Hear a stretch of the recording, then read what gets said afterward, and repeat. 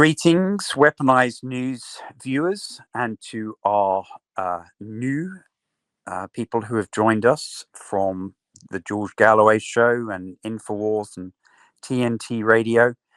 We have a very significant special that we're going to bring to you this evening. It is based upon a series of events that have occurred at the United Nations Security Council in relation to the ceasefire resolution with the circumstances in Gaza, and also a very detailed but excellent exposition of the reason in particular why Cambodia should consider joining BRICS this year, based upon an editorial that came out about 1 day ago in the Khmer Times.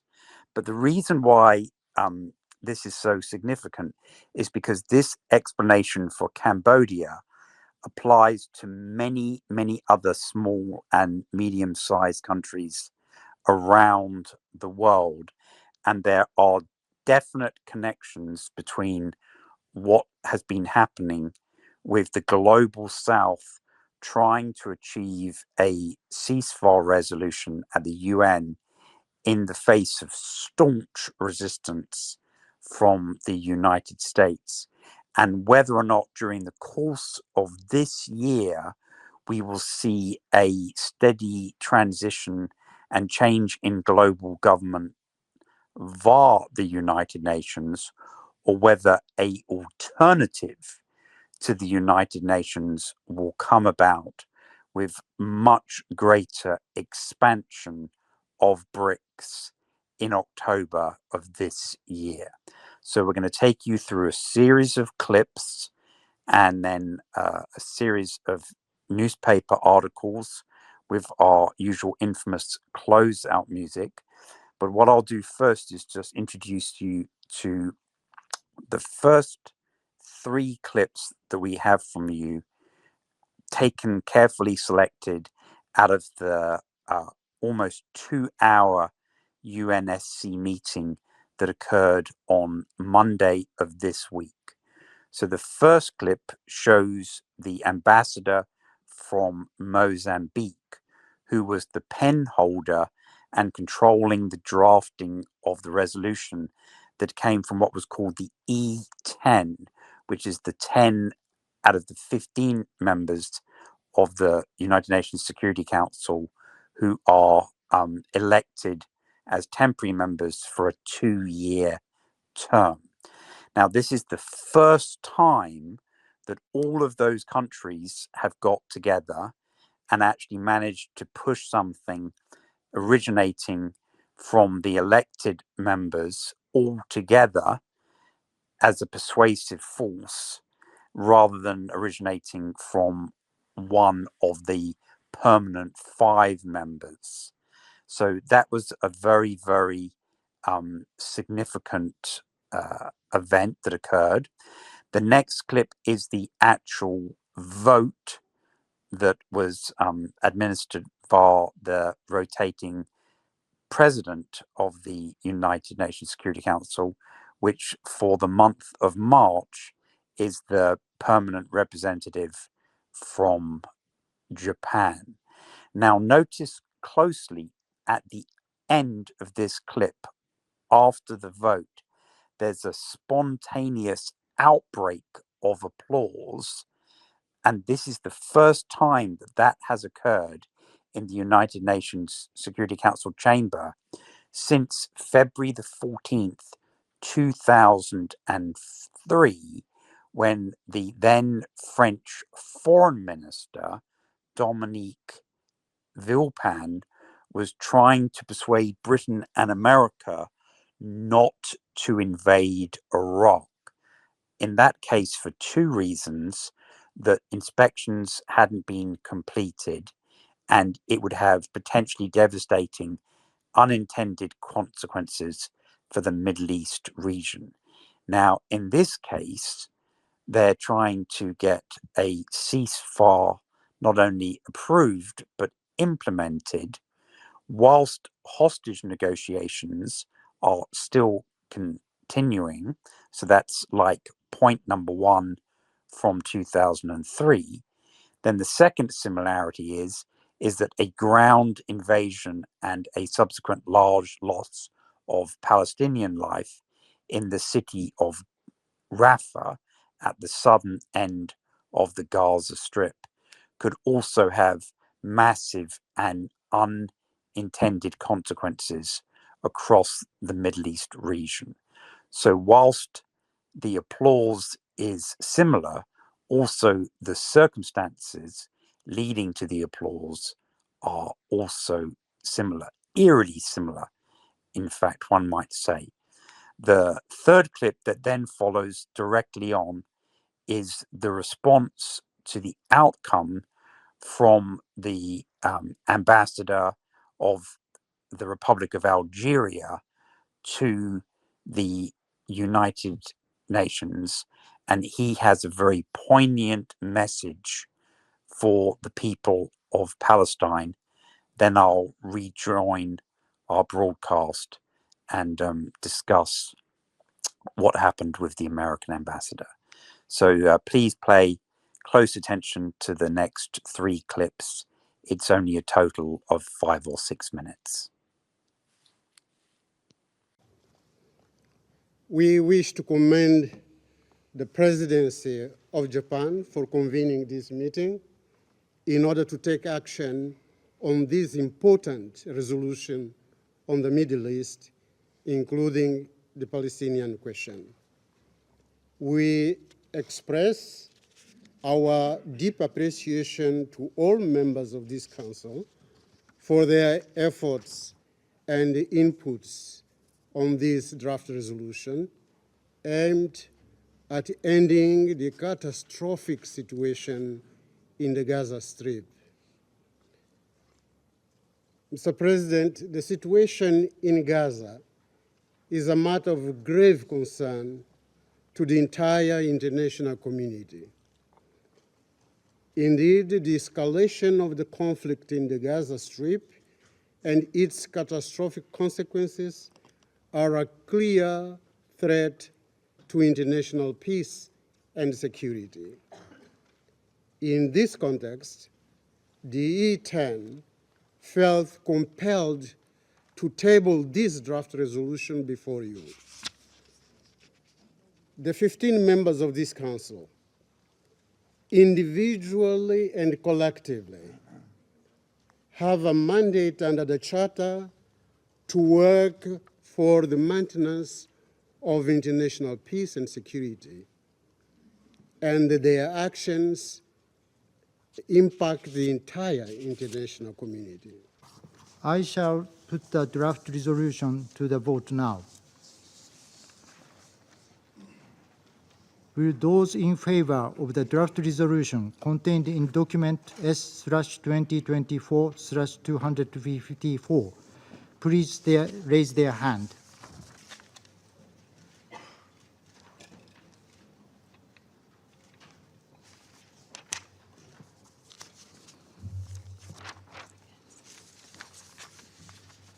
Those against?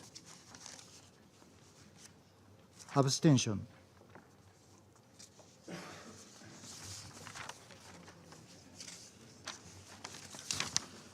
The result of the voting is as follows: 14 votes in favor, 0 vote against, 1 abstention. The draft resolution has been adopted as Resolution 2728, 2024.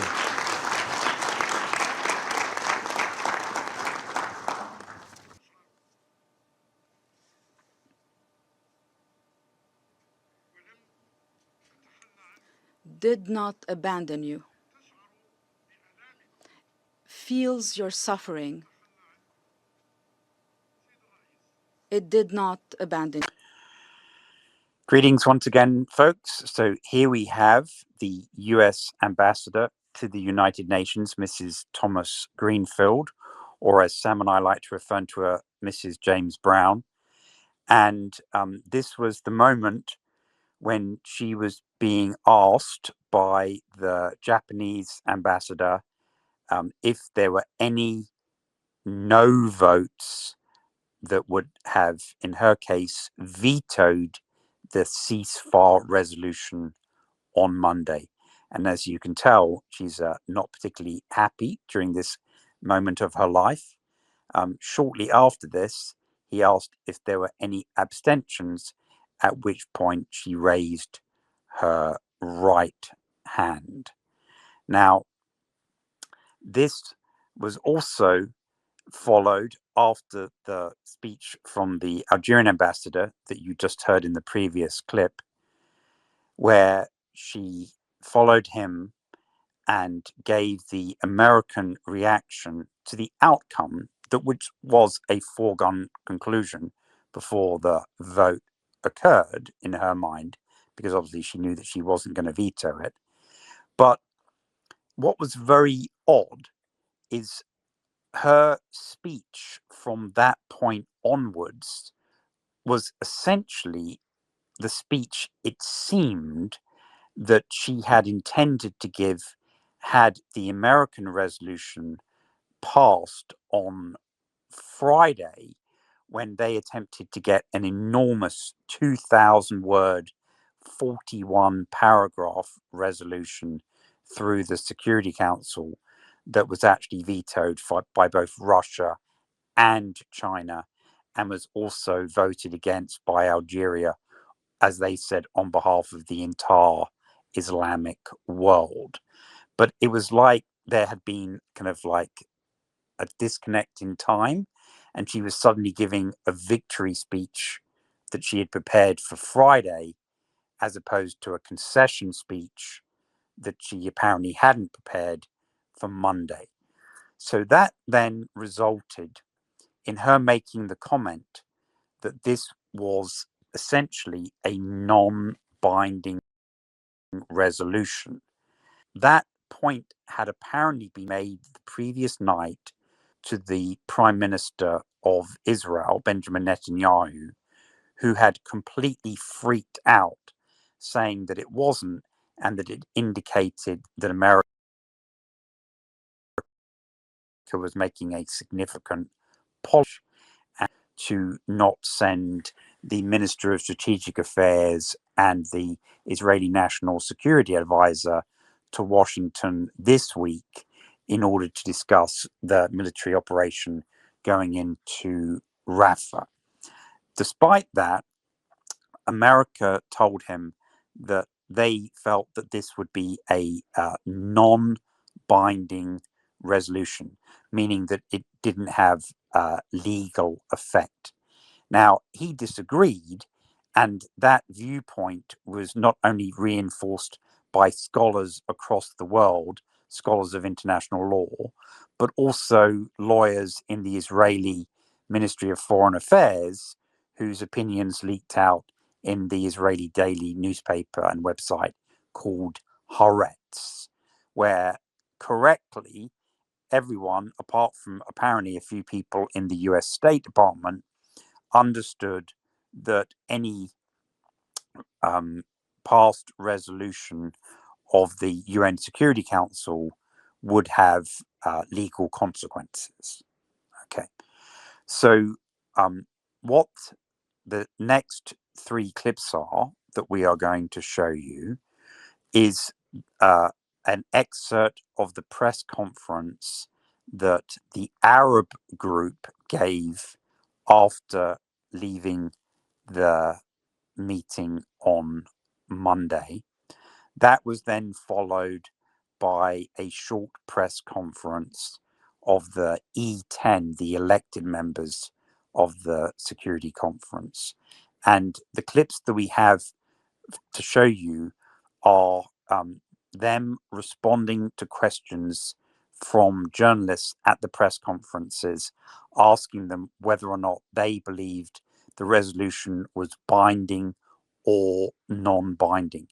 And you can sense their frustration, because they are just learning at this point of the scheme that had not only been indicated by this lady here, Mrs. James Brown, but also by Matt Miller at the US State Department and Admiral John Kirby at the White House press briefing room, who, in a coordinated manner, had indicated to all of the assembled international journalists the same message, that this was a non-binding resolution that appears to be legally incorrect.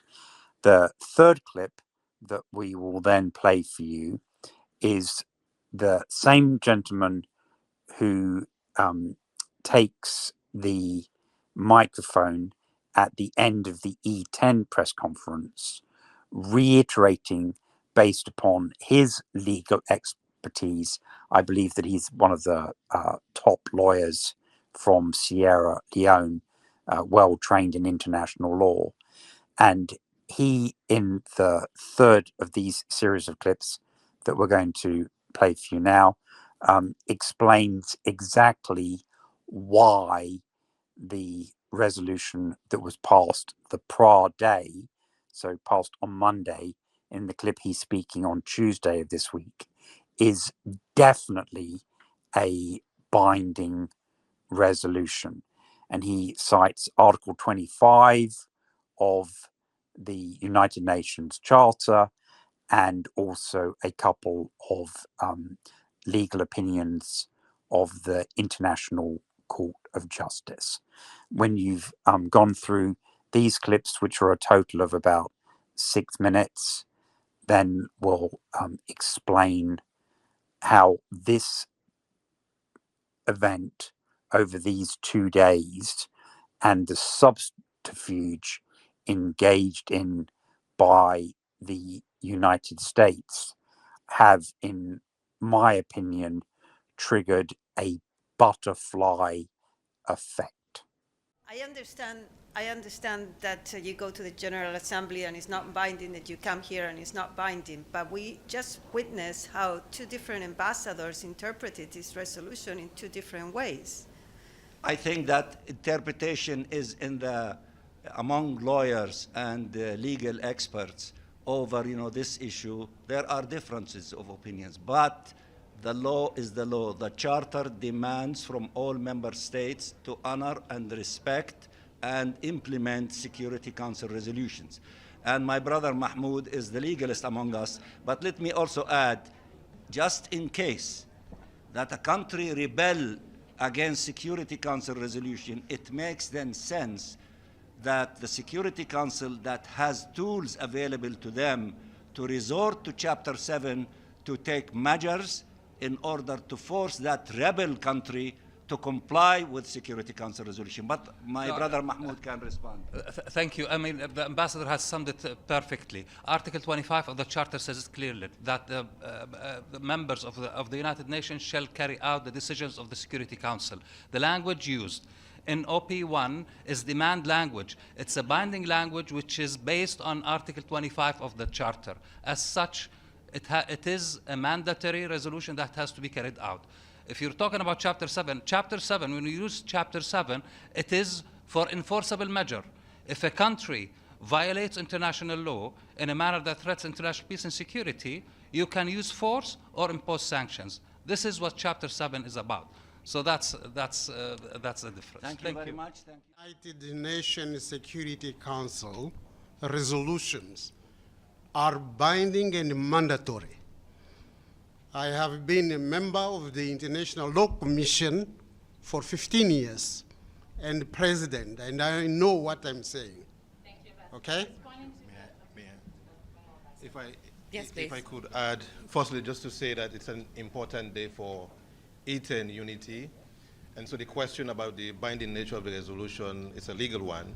And following the view of the permanent representative of Mozambique, who was a member and chair of the ILC, being a legal practitioner myself and being part of the Sixth Committee for over 5 years, I will say it is binding. And it's not just my words, it's also the words of the International Court of Justice in the advisory opinion 1971, advisory opinion given by the ICJ. So I think it should be clear to everyone that this resolution is binding on the parties. Thank you. See it from Special Coordinator Wennesland.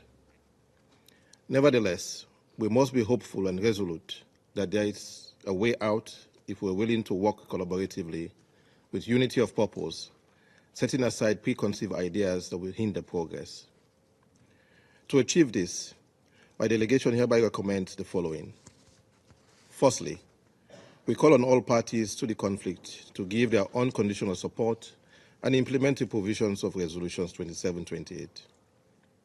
Though the expectations are different, as an immediate action, the major goals has been to save lives, improve the humanitarian situation, curtail displacement, and rescue those unjustly held as hostages and detainees.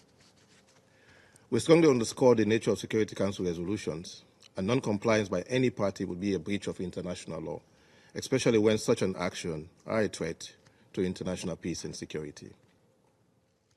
John, what was the president's reaction to the decision by Netanyahu not to send an Israeli delegation this week? I got to tell you, Steve, we're kind of perplexed by this. A couple of points that need to be stated and, in fact, restated. Number one, it's a non-binding resolution, so there's no impact at all on Israel and Israel's ability to continue to go after Hamas. Number two, as I said in my opening statement, it does not represent a change at all in our policy. It's very consistent with everything that we've been saying we want to get done here. And we get to decide what our policy is. The Prime Minister's office seems to be indicating through public statements that we somehow changed here. We haven't. And we get to decide what our policy is. It seems like the Prime Minister's office is choosing to create a perception of daylight here when they don't need to do that. So again, no change in our policy.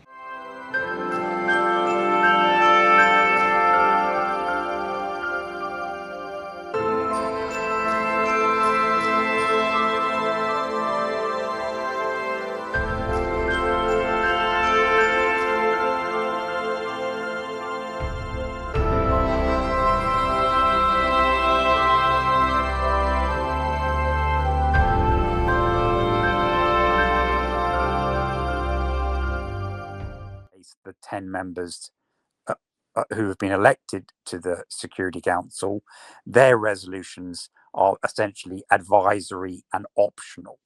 So that is an incredibly offensive double standard, which is one of the things that many, many nations of the world have been complaining about in relation to the secondary sanctions that America has been imposing upon any countries who have continued to deal with the Russian Federation over the last 2 years.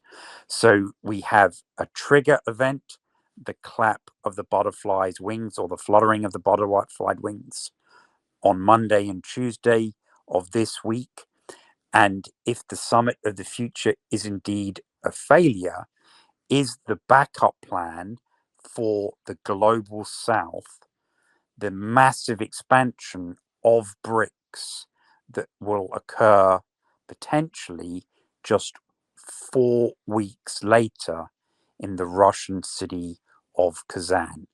But I will explain more about that after you've had the opportunity to listen to my narration of the very, very detailed explanatory article from the Khmer Times about why it would be most appropriate for Cambodia to join BRICS at that event in October, along with many other nations that would be very keen to join. Why Cambodia should join BRICS.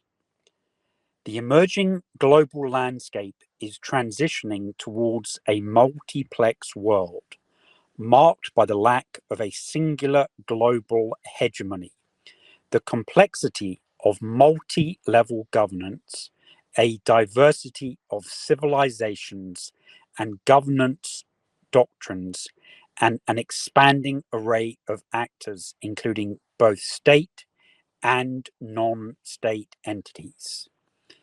The ascension of the BRICS consortium, originally comprised of Brazil, Russia, India, and South Africa, signifies a pivotal shift in the balance of global power.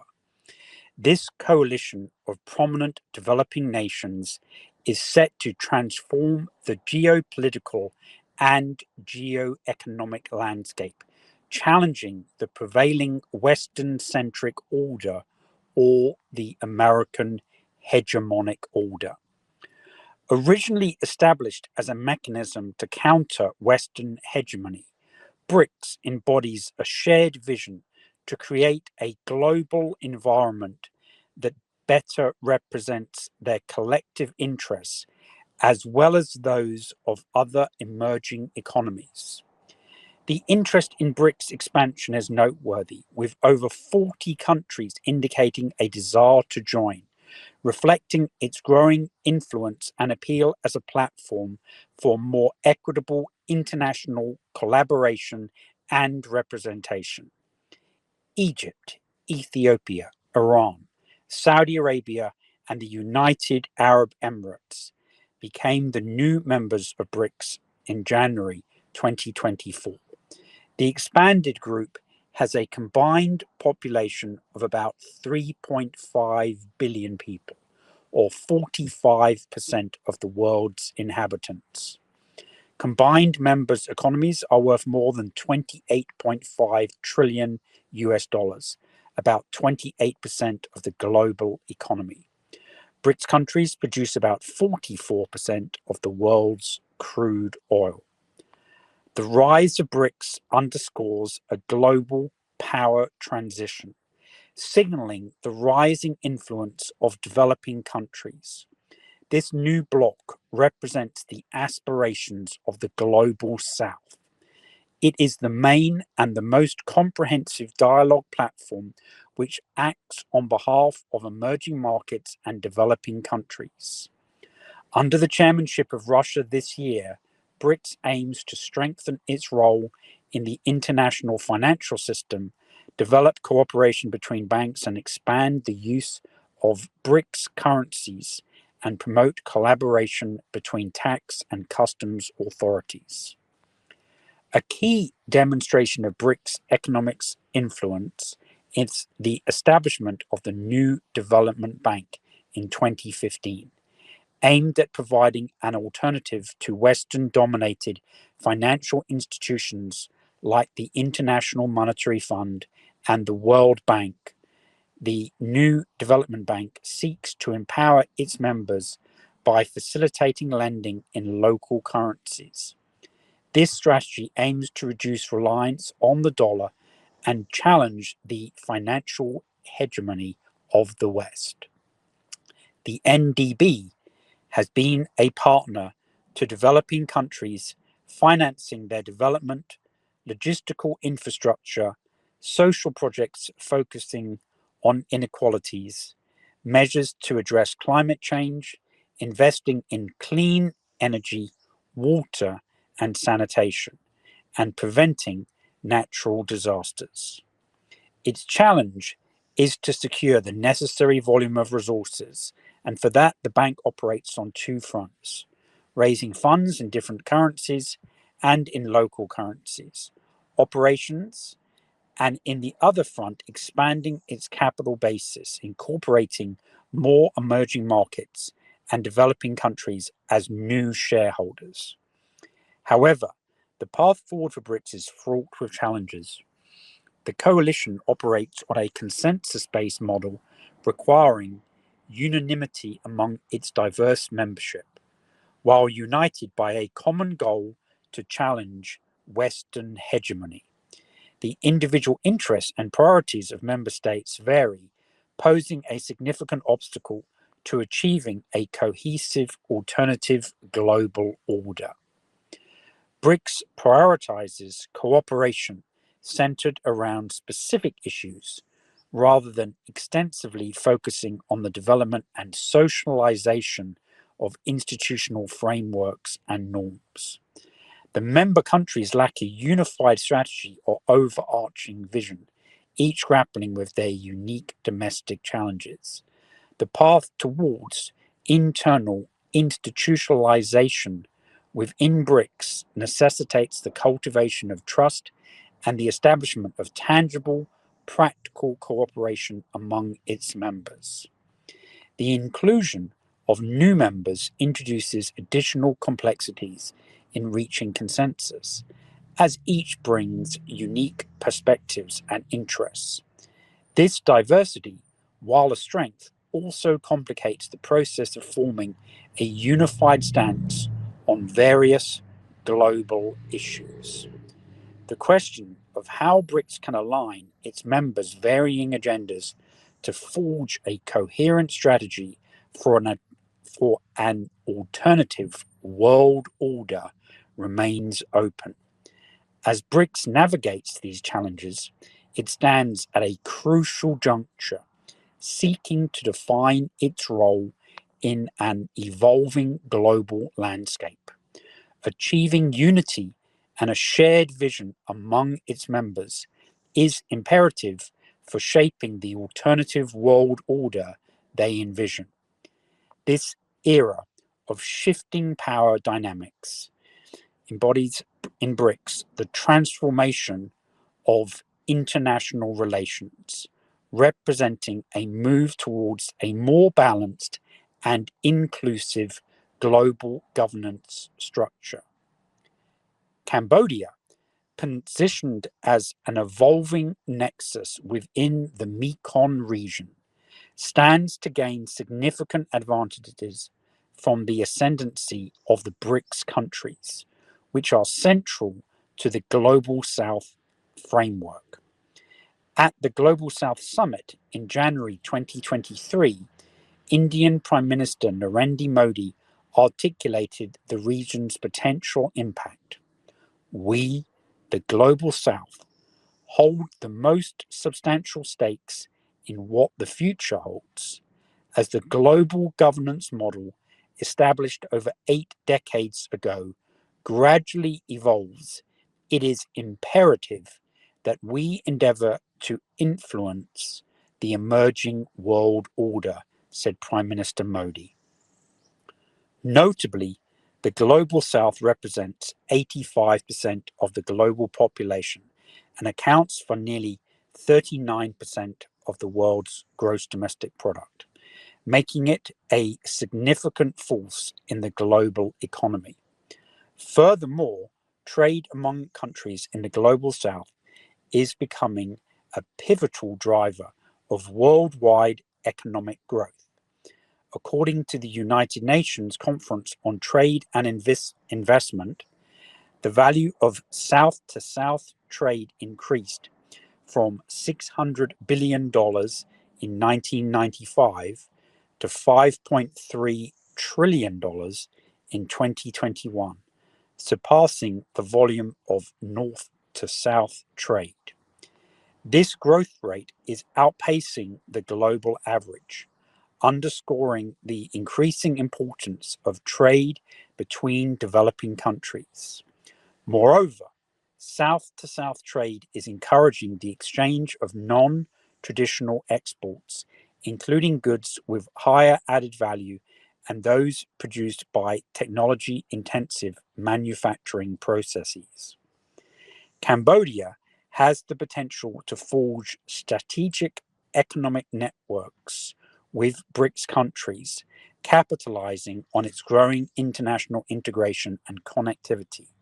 By actively promoting South-to-South cooperation, Cambodia can foster the exchange of knowledge and best practices on peace building and poverty reduction, the transfer of technology and social innovation among countries of the Global South.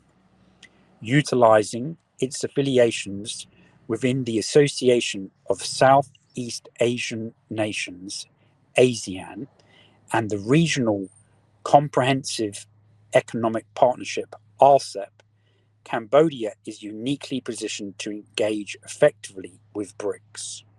Through participation in targeted dialogues and collaborative projects, Cambodia can promote inter-regional trade, boost investment opportunities, enhance tourism, and deeper development cooperation. Embracing this proactive stance not only accelerates Cambodia's own developmental trajectory, but also solidifies its stature on the global stage, aligning with the dynamic shift in global power dynamics, favoring the global south.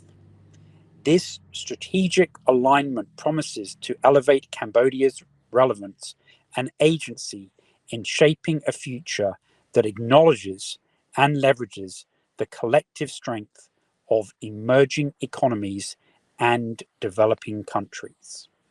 Lastly, BRICS plays a crucial role in enhancing Cambodia's ability to implement a robust hedging strategy by diversifying its strategic partnerships. This collaboration strengthens Cambodia's agency and strategic autonomy, enabling it to adeptly maneuver through and navigate the complexities of an increasingly intricate geopolitical landscape. Who gave remarks at the panel entitled Rise of the Global South, also highlighted the unity of the Global South to address challenges in the face of the trend of anti-globalization, with fragmented trade, fragmented global economy, and fragmented financial markets. Overchuk noted that when it comes to the current fragmented issues, it requires us to strengthen cooperation and connections with neighboring countries, improve economic trade relations and cooperation with neighboring countries. In the past decade, we have seen efforts in this direction. The establishment of economic alliances is a very important effort and mechanism, such as the BRICS mechanism, he said. So thank you for staying with us to the final segment of the show. Now, obviously, that was a really excellent explanation for the merits of BRICS membership. And this is the event where they will be considering expanding BRICS 10 to BRICS 20 or potentially BRICS 30, though I personally think a doubling once again is most likely, having gone from 5 to 10 in 2023 to go from 10 to 20 in 2024. Now, this event is going to be the BRICS Summit from the 22nd to the 24th of October this year in the city of Kazan, which has one of the world's largest mosques, and it has been used to hold many international Islamic events. So it's likely that there could be some more members from West Asia being accepted into BRICS at this point, along with some other African countries such as Algeria, and who knows, maybe possibly some countries from ASEAN, such as Indonesia, and possibly even some Central American nations as well. There is even talk of Mexico joining BRICS in 2024. So this would then make the organization, particularly if it were to go to 30 countries, a equivalent size in terms of the number of countries to the 32 members of NATO. Now, clearly, NATO is a military alliance, and BRICS was originally intended to be an economic alliance, but certainly in this era of hybrid warfare, economics and business are one of the instruments of power, as we have seen with all of the sanctions and freezing of Russian assets over the last 2 years. But it's very clear from the speech that Vladimir Putin, the president of Russia, gave at the beginning of this year, when Russia took up the rotating chairmanship of BRICS, which changes every year. Though if there are a great number of additional countries joining, that may change so that it happens every 6 months going forward. And he said that BRICS should consider also becoming a security organization. Now, there are many permutations and uses of the word security. It could be in terms of food security, water security, energy security, cyber security, or defense security. So if it were to expand to include some or all of those aspects, it would become more like NATO in that regard. Now, this may potentially be the unintended consequences of the Americans this week making it crystal clear that not only do they want to be obeyed, but that there are rules for thee, but not rules for me, so that there are clear double standards in the world, not only in relation to Ukraine, but also very much in relation to Gaza and the Palestinian occupied territories. Now, this is an opinion, but our audience at Weaponized News is clearly going to have the opportunity to see us follow these steps, first of all, over the next 2 weeks as we go into the end of Ramadan, during which period there should, in theory, be a ceasefire implemented in Gaza, followed by a flooding in of relief supplies in order to prevent widespread starvation. Okay, so we'll see if that happens. Then if that doesn't happen, we're going to see if there is even a proposal for a Chapter 7 enforcement operation that I think is highly likely to be vetoed by America, because Israel wouldn't want to have third-party nations patrolling a buffer zone. And it's inconceivable, I think, even though there is a responsibility to protect people from genocide, that any countries are going to be willing to fight against America and Israel in order to militarily end the genocide, which is undoubtedly occurring, as indicated today by the special rapporteur to the UN Human Rights Committee in terms of her legal assessment of the current state of the existence of genocide in Gaza as we speak. Now, I hope you found this presentation very interesting. We are truly living through very tumultuous times.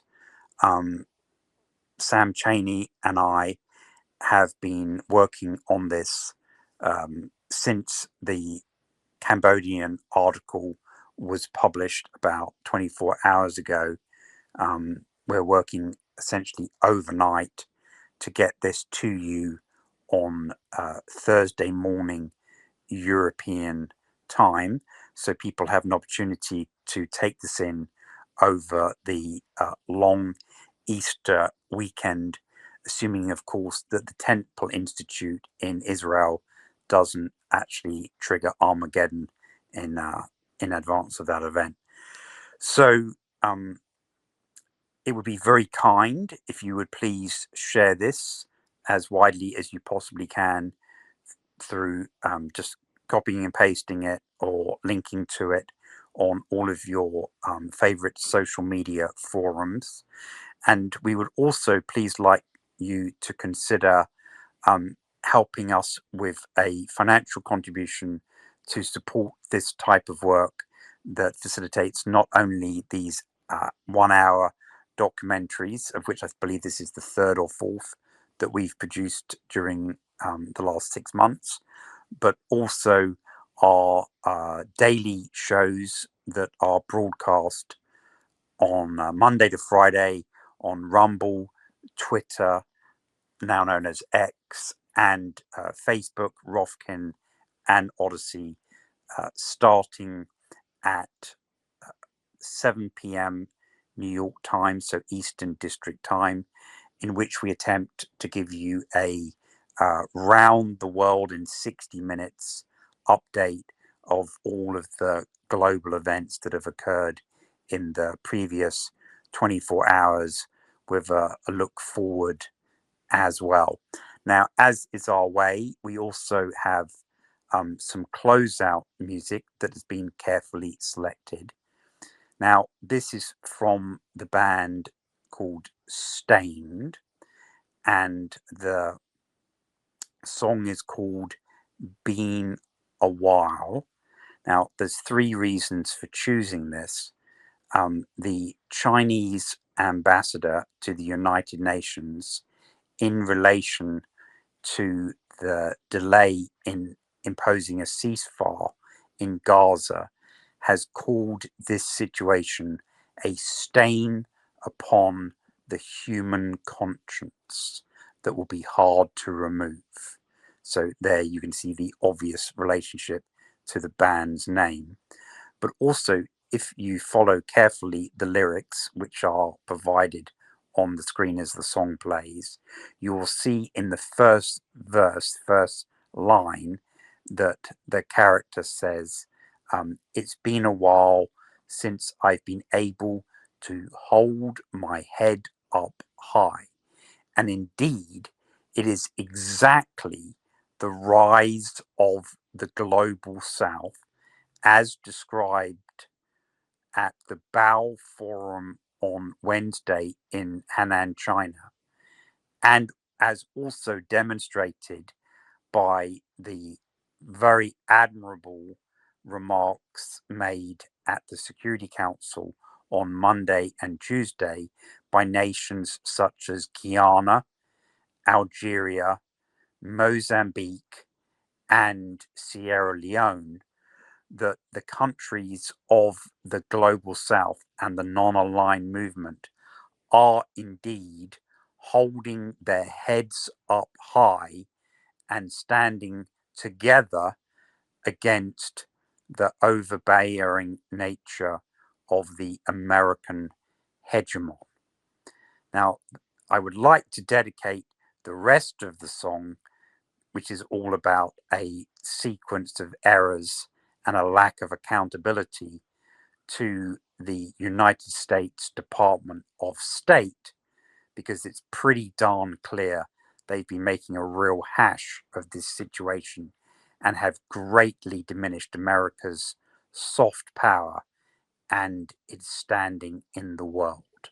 So I hope you'll be impressed at the selection of song once again. And just to reiterate, it's possible to make donations by buy us a coffee, golden stars on Facebook, donations via Rumble, or via our website, weaponizednews.com, where we really love it when people actually give us $5 monthly recurring donations. That goes the longest way to helping us produce this material, find relevant music, link all the cultural aspects together, point out the connections between all the speeches of the world leaders, not just at the United Nations, but at all the other important summits and forums that we're covering, like the G20 and like SCO. So otherwise, I would like to take the opportunity to wish everyone a very pleasant Easter weekend. Thank you for your attention. I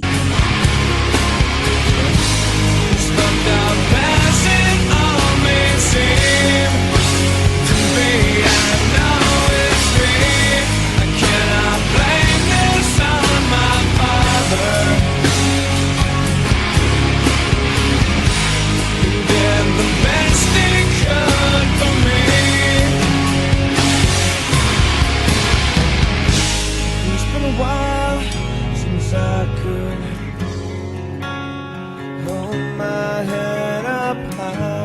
it's been a while since I said I'm sorry. Thank you for watching this Weaponized News production. Please support independent media and the First Amendment. You can donate to us at this Bitcoin address. We really would appreciate some Bitcoin donations. Also, you can donate other ways here at the website, weaponizednews.com. You can simply go to the donate button right here, push it, and we do appreciate those donations. We also accept donations on Buy Me a Coffee. Simply go to buymeacoffee.com/weaponized news, and you can donate there. We really appreciate everyone helping out in the cause to support the First Amendment, free speech, and independent journalism and analysis through all the insane censorship we are facing. Thank you very much. Have a great weekend.